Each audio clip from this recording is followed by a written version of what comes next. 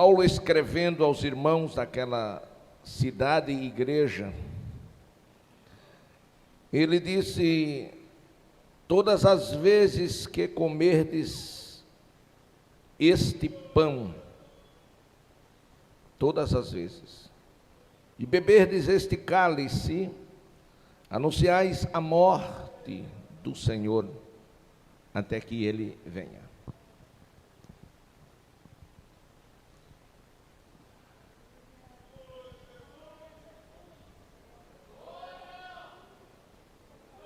Talvez nem todos naquela igreja tinham entendido o real sentido da ceia do Senhor, daquela celebração. Bem como hoje nem todos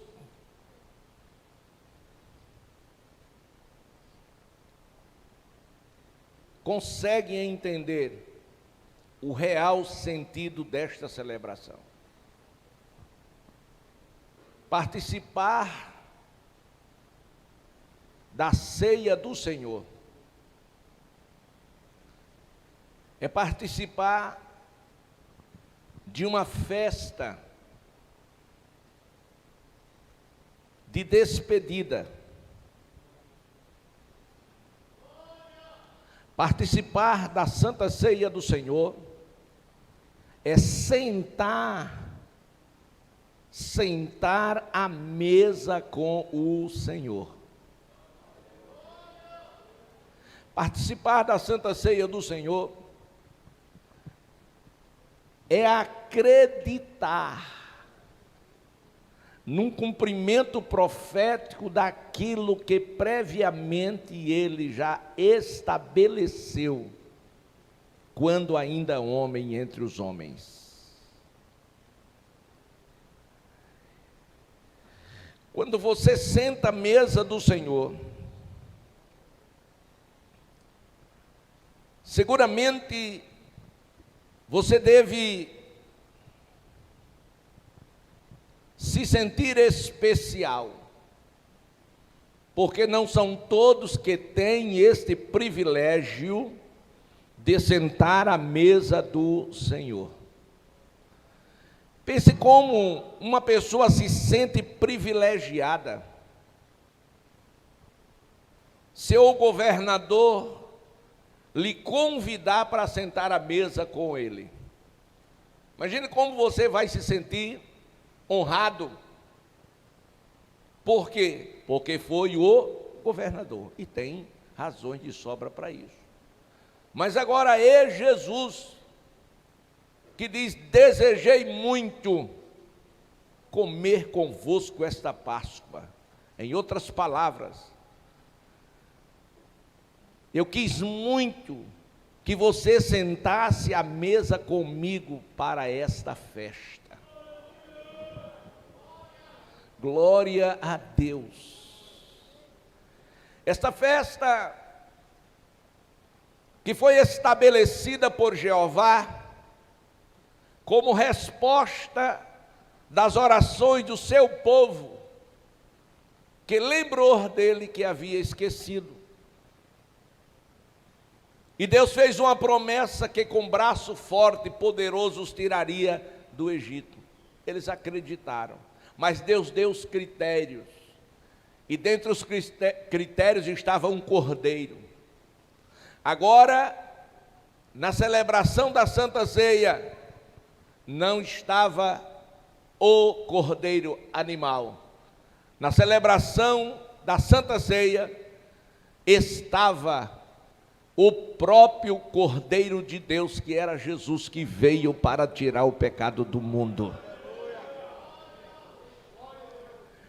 E o Senhor fez questão de dizer: eu quero sentar à mesa com você, eu quero olhar nos seus olhos, eu quero que você entenda a grandeza do meu amor por você, e eu quero que você avalie, faça um autoexame do porquê estamos nesta mesa. Aí você olha para o passado, aí você olha para o presente, aí você olha para o futuro. Aí do passado você olha, você se vê sentado numa mesa de bar com a cara cheia de cachaça, sem noção da vida. Chega em casa, o casamento está destruído. No presente agora você está com Jesus, alegre, feliz, curado no espírito, na alma e no corpo. E no futuro você olha e você tem uma visão de você sentado na mesa com Jesus nas bodas do Cordeiro. Isso é exame de consciência. Aonde estava? Olha para o teu irmão, diga: onde tu estavas? É onde você está. E aonde você estará? A nossa cidade está no céu, de onde aguardamos o nosso Senhor e Salvador Jesus Cristo, que prometeu voltar e vai voltar. Queridos, Paulo não apenas instrui os irmãos ali de Coríntios, mas também corrige acerca da celebração da Santa Ceia, visto que eles, os irmãos ali em Coríntios, eles celebravam sem discernir o corpo do Senhor Jesus. A falta de discernimento leva-nos aos conflitos, às discórdias, os arranhões. E ali, irmãos, em Coríntios, uns se sentiam melhores do que os outros. Uns comiam, outros passavam necessidades, uns eram envergonhados, e Paulo olhou: está tudo errado. Precisamos ajustar, fazer um ajuste de conduta. Diga comigo: ajuste de conduta. Quem sabe muitos cristãos esta noite precisem deste ajuste de conduta. Glória a Deus. Meus amados irmãos, a instrução que Paulo deu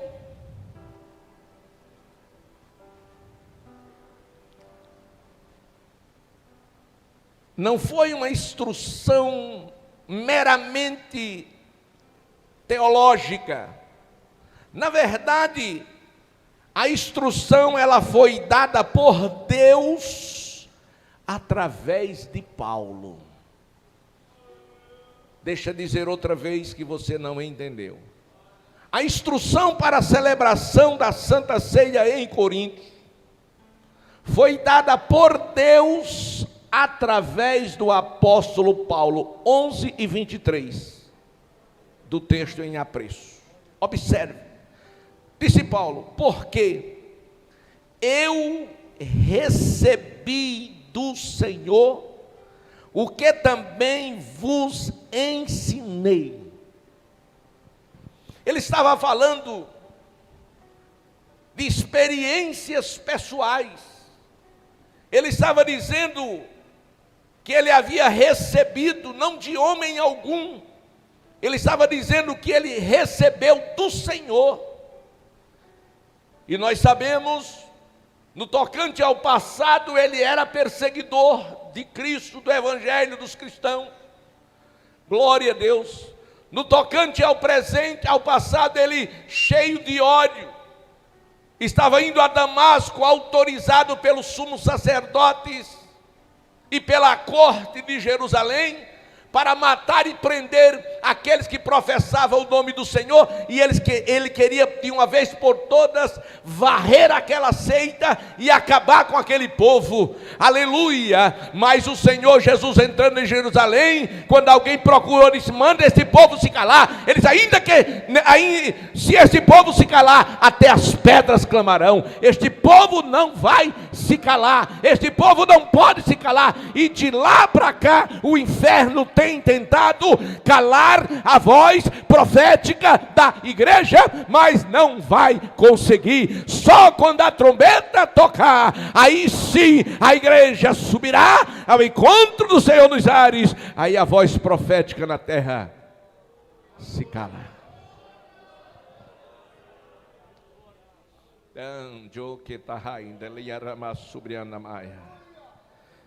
Paulo não recebeu de homem algum, ele recebeu do Senhor, e foi exatamente o que ele recebeu que ele ensinou. No mesmo livro de Coríntios 14 e 37, Paulo disse assim, glória a Deus: se alguém cuida ser profeta ou espiritual, reconheça que as coisas que vos escrevo são mandamentos do Senhor. Estar aí? 1 Coríntios 14, 27. Se alguém cuida ser profeta, ser espiritual, reconhece que o que escrevi veio do Senhor. Então ele está vendo, eu recebi do Senhor. Por quê? Porque ele conhecia o Senhor.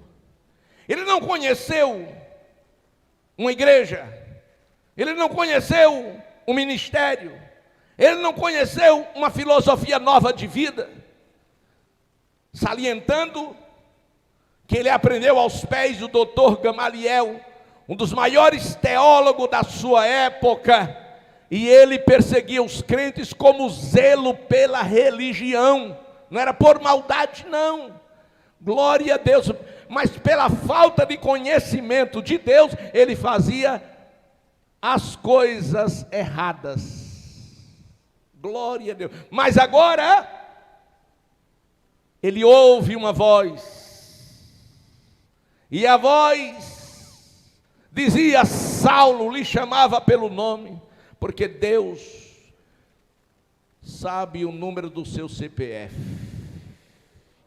conhece o seu DNA, sabe onde você mora e o que está pensando exatamente neste momento, e Ele sabe o seu nome. Aleluia. Saulo, Saulo,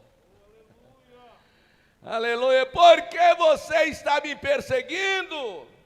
Quem persegue crente está perseguindo Jesus. Quem maltrata crente, maltrata Jesus. Quem fala mal de crente, fala mal de Jesus. Pastor, e quando é um irmão que está falando mal de outro, ele está insano, sem juízo. Ele não sabe que o Espírito Santo de Deus está no outro, está nele, está no outro. Então ele está vazio do Espírito, e quando o crente fica vazio do Espírito, ele é capaz de falar mal do irmão, mas quando ele está cheio do Espírito Santo, ele não fala do irmão, porque o Espírito de Deus está nele, está no irmão, e ele glorifica a Deus. Eu recebi do Senhor, eu conheço o Senhor, eu experimentei o milagre do Senhor. Quem conhece o Senhor aqui? Aleluia. Quem já experimentou o milagre do Senhor aqui? Naquela queda ele ficou cego. Foi conduzido à rua chamada direita. E Ananias recebeu uma revelação e foi lá. E a primeira coisa que Ananias fez foi derrubar a parede de separação. E disse: irmão Saulo. Ananias não queria ir não, irmão. O Senhor disse: olha, Ananias, vai lá. E disse: eu? Senhor? Ele é um inimigo ferrenho da igreja. Ele persegue, matou Estevão. E ele vem aqui para matar todos nós. Esse homem não vale nada. Disse: para você, para mim, ele é um vaso escolhido. Oh glória, meu irmão, tu não valia nada. Tu não valia uma pipoca vencida, mas Deus olhou, disse: é importante para mim, traga ele para cá, traz ele para perto de mim, que eu vou fazer ele grande na terra. Levante a mão se você é grande na terra, com a bênção do Senhor Jesus. Sidai da Esturianda Mahaia. Paulo estava ensinando isso, irmãos, dizendo: recebi do Senhor o que eu ensinei a vocês. Aleluia. A ceia não é uma tradição humana, e sim uma tradição divina. Em 2 Tessalonicenses 2:15 está assim: por isso deve ser mantida, porque não é tradição do homem, mas divina. Diz o Senhor: então, irmãos, estai firmes, retende as tradições que vos foram ensinadas, quer seja por palavras, quer seja por epístola. É uma tradição, mas não é uma tradição humana, é uma tradição divina. Por que divina? Porque foi estabelecida por Deus no Êxodo 12, foi praticada por Jesus em Mateus, Marcos e Lucas, louvado seja o nome do Senhor, e ensinada por Paulo, agora que ele estava dizendo: eu recebi do Senhor. Vamos mais. Aleluia. A Santa Ceia, meus amados irmãos, é um memorial da morte de Jesus. Capítulo 11 de Coríntios, versículo 23 ao 26, mas no 24, ele disse Paulo, ensinando aos irmãos ali em Coríntios: tendo Jesus dado graça, partiu o pão, disse: tomai e comei, é o meu corpo que é partido por vós, fazei isso em memória de mim. De igual modo, ele tomou o cálice com vinho, disse: este cálice é o novo testamento do meu sangue, faça isto, todas as vezes que beberdes, em memória de mim. Aleluia. Pão não podia ser qualquer pão. O pão era feito de forma artesanal. E a primeira coisa que o Senhor fez foi dizer: de todas as casas, tire o fermento, porque vocês só vão fazer pão. Mas para não ser tentado a fazer com fermento, que vai deixar ele bonitinho, fofinho, vocês tirem o fermento. Tentação é uma coisa muito séria, não é? Deixa fofinho, deixa bonitinho. Glória a Deus. Mas porque a massa está alterada. O Senhor condena as aparências. Ele não quer que você apareça fofinho nem bonitinho. Ele quer que você apareça como você é, quem você é. As pessoas podem nos ver por fora e ter a visão, ou o pensamento, ou seus achismos ao nosso respeito. Mas o importante não é o que as pessoas estão achando de você. O importante não é o que você acha de você mesmo. O importante é o que Deus está achando com você, de você. Então o Senhor disse: tira o fermento. Glória a Deus. O pão será ázimo, ou seja, sem fermento. Glória a Deus. Desde Êxodo 12, 14 e 15. Então este pão simboliza o corpo de Jesus, que, a saber, a igreja hoje representada, glória a Deus. Então, este pão é o corpo de Jesus, que foi preparado por Deus, sofreu, sentiu dor, morreu, mas ao terceiro dia, com poder, com grande glória, ressurgiu de entre os mortos e estará à destra do Pai eterno, intercedendo por nós. Aleluia, aleluia. O vinho representa o sangue. O vinho é o fruto da videira, da vide. Glória a Deus. Na cultura de Israel, a videira era essencial para a economia. E ela produzia as uvas que iam para o lagar. E era pisada, era moída. E ali saía o sumo. Depois de moída saía o sumo, a essência da uva, que era transformada em vinho e ia alegrar as famílias, os casamentos nas festas.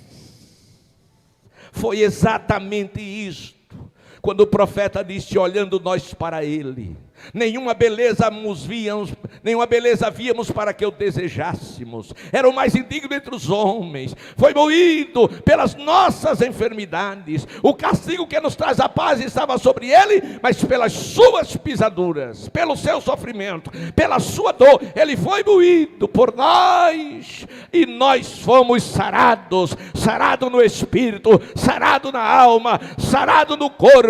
O sangue foi derramado para a purificação do nosso pecado, o sangue para nos remir, nos tirar para fora, nos tirar da mão de Satanás, nos tirar do mundo, nos tirar da prisão da carne e nos tirar das trevas para a sua maravilhosa luz, para que fôssemos livres. Levante a mão só quem é livre. Quando nós sentamos à mesa do Senhor, estamos fazendo em memória. Aleluia. Esta memória é a memória do Calvário. Se nós fôssemos enumerar cada uma das palavras ditas por ele no Calvário, nós íamos ver cada um dos seus sentidos e o porquê de cada mensagem. Uma delas foi: está consumado. Que mensagem era aquela? Jesus estava dizendo: o seu débito impagável, você não tinha nem tem como pagar. Nem se preocupe, você não vai para o inferno por conta disso, porque eu já paguei.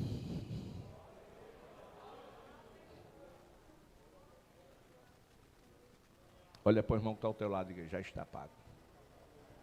Levante a cabeça: já está pago. Já está pago. Já está pago. Já está pago. Já está pago. Já está pago. Já está pago. Nova aliança do Calvário.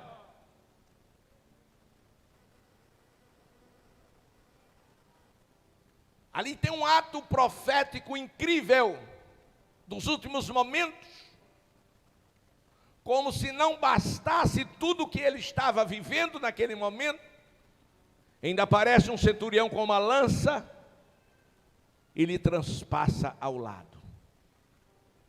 Quando o seu sangue cai na terra, a Bíblia diz, amados irmãos, que o sol se escurece.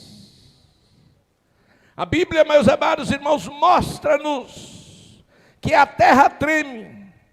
A Bíblia diz que os santos da cidade velha ressuscitaram. E a Bíblia diz que do outro lado, na frente dele, tinha um centurião que estava tomando conta daquela situação, daquele ato. E ele solta a lança, Júnior, e começa a dar glória a Deus. E nenhum romano podia dar glória a Deus, porque era sujeito à pena de morte.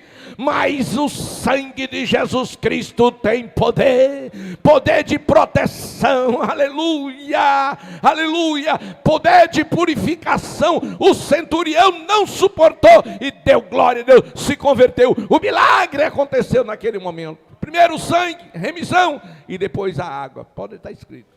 Primeiro o sangue, depois a água. Por que a água? Porque a água é a plataforma do Espírito Santo. Ele estava dizendo, estou indo, mas não se preocupe, quando eu chegar lá, a promessa vai ser cumprida, o meu Espírito descerá sobre vocês em Jerusalém, para ficar com vocês, até a consumação dos séculos. E o Espírito Santo está conosco.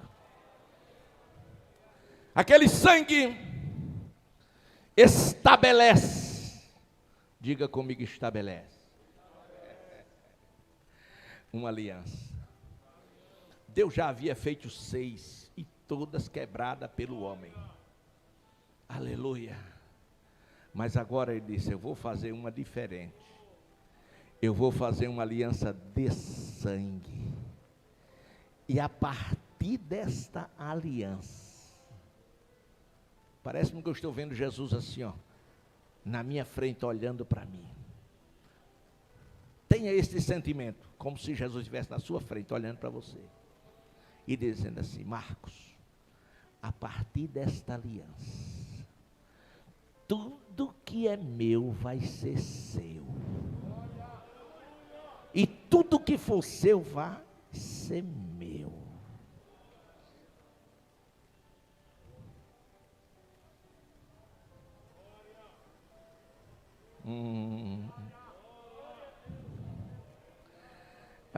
Foi o texto que nós lemos. Todas as vezes. Ou seja, não é apenas hoje. Não é apenas agora. Era isso que Paulo estava levando os irmãos a ver. Mas é todas as vezes que vocês comerem este pão, que vocês beberem este cálice, vocês estarão anunciando, é um testemunho, a morte do Senhor. Mas ele não terminou aí. Faltava a esperança da vida eterna. Aí ele disse, até que eu venha. Os céus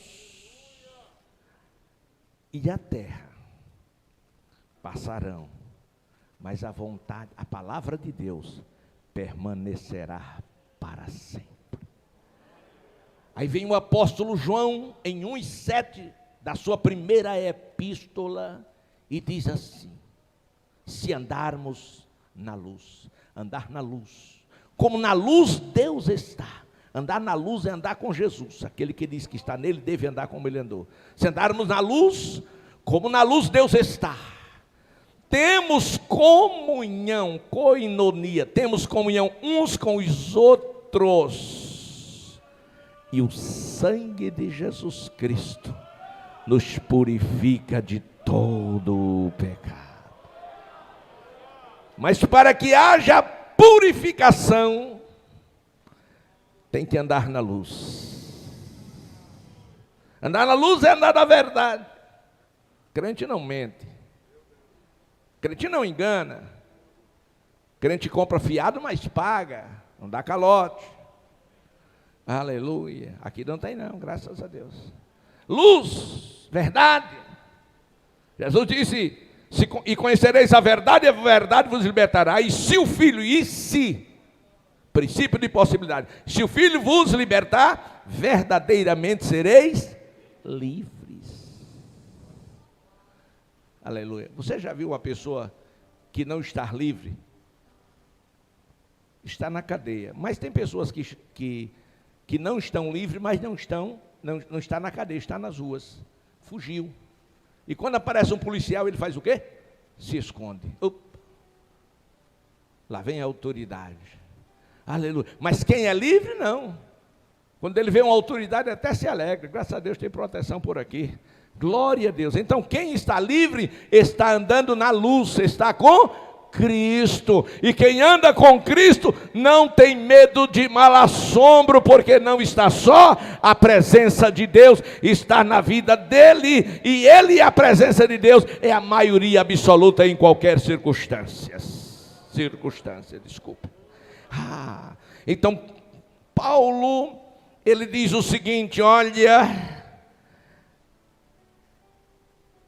todas as vezes que comerdes este pão, que beberdes este cálice, vocês estão anunciando a morte do Senhor, até que Ele venha. Ele está vindo, Ele está voltando. Por quê? Porque Ele prometeu. Ele prometeu voltar. Os discípulos queriam saber quando. Ele disse: dia e hora ninguém sabe. Ninguém sabe. Aleluia. Mas como um ladrão, assim como o ladrão, vem um momento inesperado, ele virá como um ladrão de noite. Aleluia, aleluia. E Paulo, meus amados irmãos, escrevendo a sua epístola, mais uma epístola de Paulo aos Tessalonicenses, capítulo 4, ele disse: irmãos, não quero que vocês sejam ignorantes acerca dos que dormem, os que morreram, para que não vos entristeçais como os demais que não têm esperança, que não aceitaram Jesus.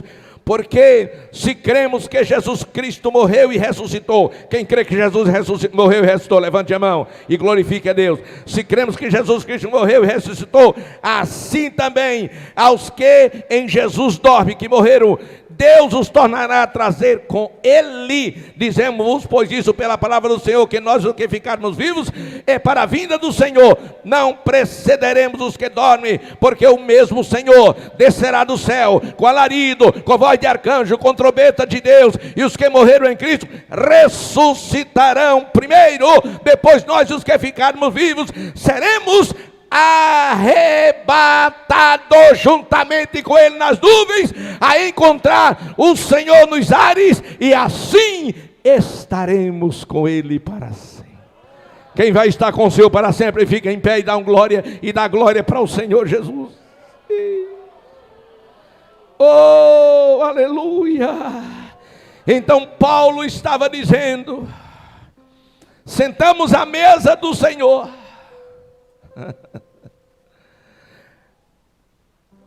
para analisar quem éramos, pecadores, quem somos, filhos de Deus, e o que seremos, um só com Cristo na eternidade.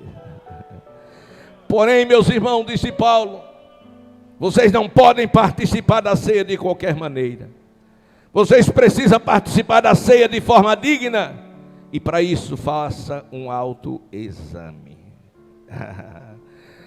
Paulo, Romanos capítulo 14, 12, diz: cada um de nós dará conta de si mesmo a Deus. Não se preocupe com o irmão, se preocupe com você.